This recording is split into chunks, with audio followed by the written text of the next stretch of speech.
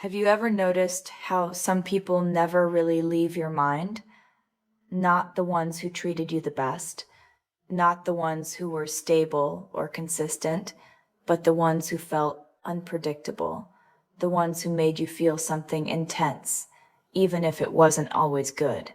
You try to move on with your life. You stay busy. You meet new people. You tell yourself you don't care anymore.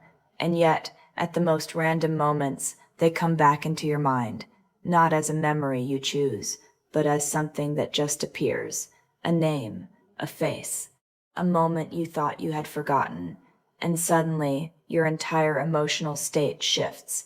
This is confusing for most people, because logically it doesn't make sense. Why would your brain keep returning to someone who is no longer part of your life?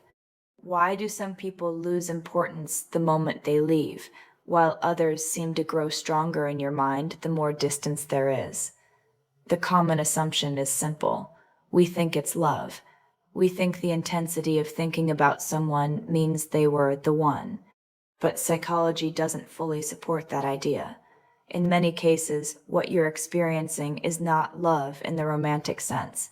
It's something more primitive, something deeper in the brain's reward system.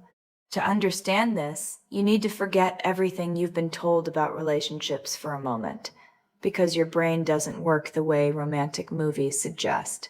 It doesn't attach to people based on logic. It attaches based on patterns. And one of the strongest patterns the human brain responds to is uncertainty. Think about the last time someone was fully consistent with you. They texted you back regularly. They showed interest clearly. They didn't disappear. They didn't confuse you. They didn't make you wonder where you stand. Now compare that to someone who was inconsistent. They were warm one day and distant the next. They gave you attention and then withdrew it. They made you feel close and then suddenly far away. Your emotional system reacts very differently to these two experiences. Consistency feels safe, but uncertainty feels important. And this is where most people misunderstand themselves. They assume safety equals boredom and intensity equals meaning. But in reality, intensity often comes from instability. Your brain begins to treat unpredictability like a problem it needs to solve. It starts scanning for patterns. It replays conversations. It analyzes tone. It tries to predict outcomes, not because the person is special, but because your mind is trying to restore control over something it couldn't understand. And when your brain can't find closure, it doesn't simply move on. It keeps the file open, running in the background, quietly consuming mental energy. Even when you think you've let it go, the system is still active. This is why silence can feel louder than rejection. This is why absence can feel more powerful than presence. Because what your brain struggles with most is not loss, it's incompleteness. And that's exactly where this story really begins. Because for Sarah, it didn't start with heartbreak. It started with something much more subtle, something she didn't even notice at the time. But it shaped every relationship that came after it. And she didn't understand it yet. But her mind had already learned a pattern it would repeat for years. And that pattern began long before she ever fell in love. This pattern didn't start in adulthood. That's the part most people miss. Because when you look at your present relationships, it feels like every emotional reaction belongs to the moment you're in. But in reality, a lot of your emotional responses are not created by the present. They are activated by the past. Sarah didn't realize this at the time. She thought her reactions were logical, reasonable, even normal, but if she looked closer, she would have seen that her emotional system had been shaped long before she ever dated anyone. It started in childhood, not necessarily through obvious trauma, not necessarily through something extreme, but through something quieter, more subtle, inconsistent emotional presence, moments where attention felt uncertain, love that wasn't fully stable, care that sometimes felt warm and sometimes distant. A child doesn't interpret this as complex adult behavior. A child interprets it as reality, and the brain does something very important during this stage. It learns what love feels like, not in theory, but in experience. If love is consistent, the nervous system learns safety. If love is unpredictable, the nervous system learns vigilance, always scanning, always waiting, always adjusting. Sarah grew up in a home where emotional signals were not fully predictable. Her mother could be affectionate in one moment and emotional unavailable in the next. Her father was physically present, but emotionally distant. There was no clear explanation, no discussion, no emotional translation, just patterns of behavior that a child had to interpret alone. And children always interpret, even when they don't understand. So Sarah did what most children do in that situation. She adapted. She became observant, careful, emotionally tuned to other people's moods. She learned to read microsignals, tone changes, facial expressions, silences, because in an unpredictable emotional environment, awareness becomes safety, and over time, this awareness becomes identity. She didn't think of herself as anxious. She thought of herself as attentive, sensitive, empathetic. But underneath that, something deeper was forming, a belief she never consciously chose, that love must be earned, not received freely, earned through behavior, through adjustment, through being good enough. This belief doesn't stay in childhood, it follows people into adulthood, quietly shaping attraction, desire, attachment, and most importantly, confusion. Because when Sarah later met emotionally stable people, something unexpected happened. She didn't feel the same intensity. She didn't feel the same pull. She didn't feel that familiar emotional activation she was used to. And instead of recognizing stability as safety, her brain interpreted it as lack of chemistry. But when she met someone inconsistent, someone slightly distant, someone unpredictable, her system reacted instantly, not with calm, but with focus, with obsession, with mental noise, and she didn't understand why. She thought it meant she had met someone special, but in reality, she had met something familiar, and familiarity, for the nervous system, often feels like attraction, even when it creates pain, even when it creates confusion, even when it repeats the same emotional cycle again and again. And Sarah was about to experience that cycle in a much stronger way than before, because this time it wouldn't just be about attention. It would become about emotional dependency, and she wouldn't notice it until it was already too late. When Sarah met him, nothing about it felt dramatic at first. There was no immediate, this is the one moment, no clear sign that something important was starting. It was gradual, subtle, almost ordinary. He wasn't the most attentive person she had ever met. He wasn't fully present all the time. He didn't always reply quickly. He wasn't always emotionally available. But there were moments, small moments, enough to create contrast. A conversation that felt deep and real one day, a message that made her feel seen, a night where everything felt easy and natural, and then silence, not necessarily complete disappearance, but emotional distance, a shift she couldn't fully explain. And this is where something very powerful starts to happen in the human brain. Not love, but reinforcement. Your brain doesn't respond strongly to constant rewards. It responds most strongly to unpredictable rewards. When something is given consistently, the brain adapts. It becomes calm, predictable, neutral.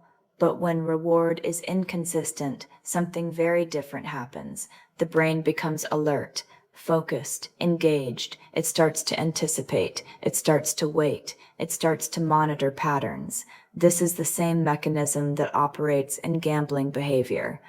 Slot machines don't reward every attempt. They reward unpredictably, and that unpredictability creates strong emotional engagement. Sarah didn't know it, but her emotional system was entering a similar loop, not because she was doing anything wrong, but because her brain was reacting exactly as it was designed to react. When someone gives affection inconsistently, the mind begins to prioritize them, not because they are better, but because they are unresolved, and unresolved experiences stay active in memory. So when he gave her attention, her emotional system would spike, dopamine would increase, not from pleasure alone, but from anticipation. And when he withdrew, the system didn't shut down. It searched, it replayed, it analyzed. What did I do wrong? Did I say something? Did I become too much? Did I misunderstand? And slowly, without noticing it, Sarah's internal world began to revolve around him, not because he was present in her life, but because he was absent in a way her mind couldn't fully process. She wasn't just thinking about him, she was trying to solve him, trying to find emotional closure in a situation that never gave her clear closure. And the more uncertain it became, the more her mind engaged, until one day she realized something uncomfortable. She wasn't choosing to think about him. It was happening automatically. And that realization didn't bring relief. It created even more confusion, because if she wasn't choosing it, then what was actually in control? She didn't know it yet, but she was no longer just emotionally attached. She was becoming psychologically dependent on resolution, and that would change everything about how she saw love. At some point, Sarah started to notice something strange. It wasn't just that she thought about him often. It was the way she felt when she thought about him. There was no calm, no peace, no emotional stability.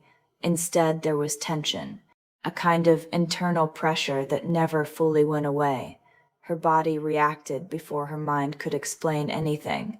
A tightness in the chest, restlessness, a need to check her phone, a need to understand what was happening, and she mistook that feeling for something meaningful. She thought it meant connection. She thought it meant depth. She thought it meant love. But what she was actually experiencing was activation of her nervous system, not emotional closeness, but emotional uncertainty. And the human brain is not always good at distinguishing between the two. When someone is safe, your nervous system relaxes. There is clarity, predictability, a sense of groundedness. But when someone is inconsistent, your nervous system does the opposite. It becomes alert. It tries to predict outcomes. It searches for emotional stability in a situation that doesn't provide it. This state can feel intense, even powerful, and intensity is often mistaken for significance. Sarah didn't realize that her emotional intensity was not proof of love. It was proof of instability. But there was another layer she couldn't see yet, because her mind wasn't just reacting to him. It was reacting to something inside her. Old patterns, old expectations, old emotional learning that had never been questioned. Every time he pulled away, something inside her activated. A familiar feeling she had experienced long before this relationship, not in romantic context, but in childhood. Moments of emotional uncertainty, moments where attention was not guaranteed, moments where she had to adjust herself in order to stay connected. And now, as an adult, her nervous system was responding the same way. Except this time, it wasn't her parents, it was someone she loved, and that made it more confusing. Because as children, we don't analyze these patterns, we adapt to them.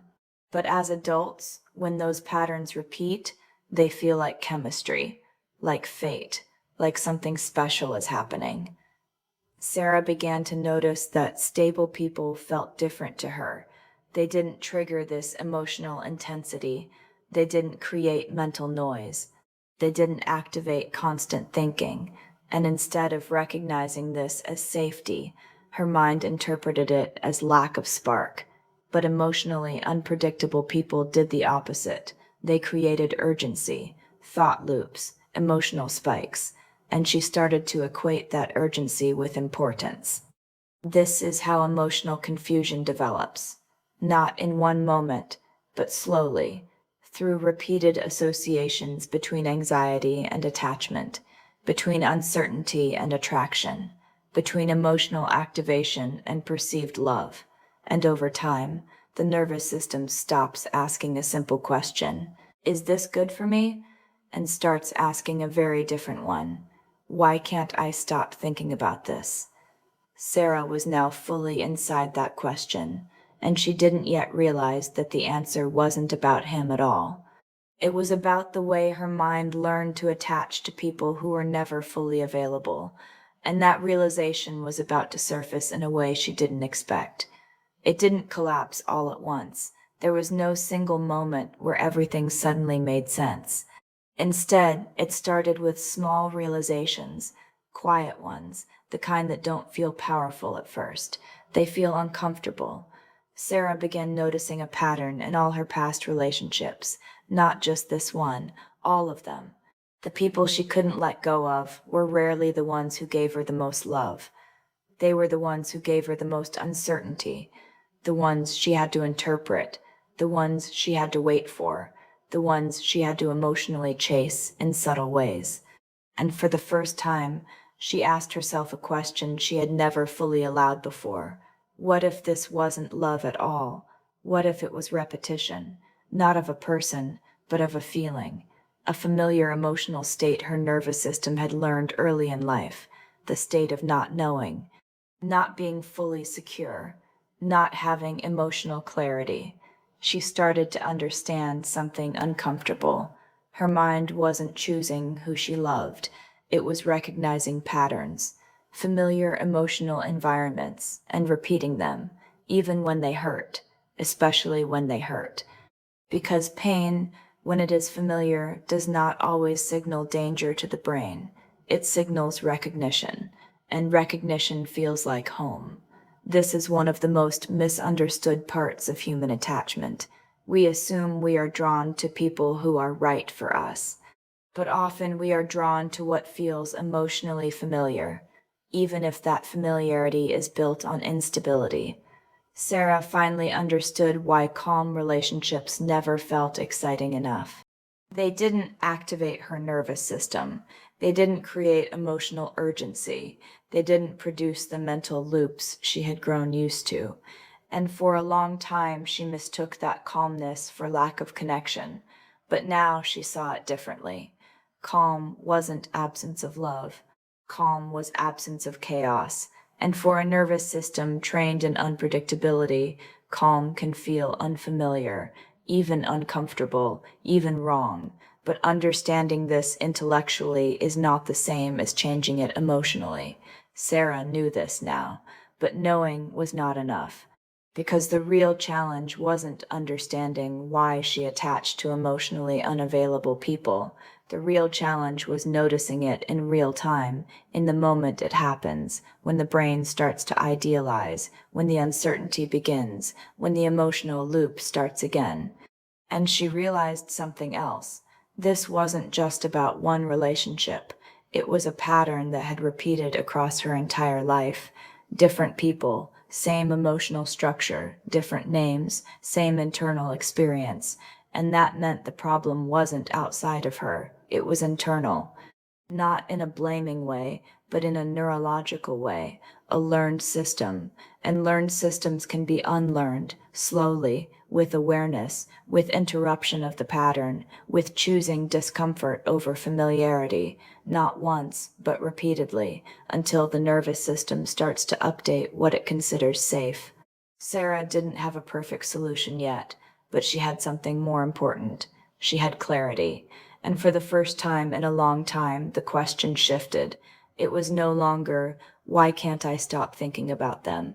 It became, why did I ever think this kind of love was normal? And that question was the beginning of something new. Not closure, not instant healing, but change. Real change always starts here, not with answers, but with the ability to see the pattern clearly enough that you can no longer unsee it. And once you reach that point, the loop doesn't disappear immediately, but it loses its power, because awareness is the first interruption, and interruption is the first step out.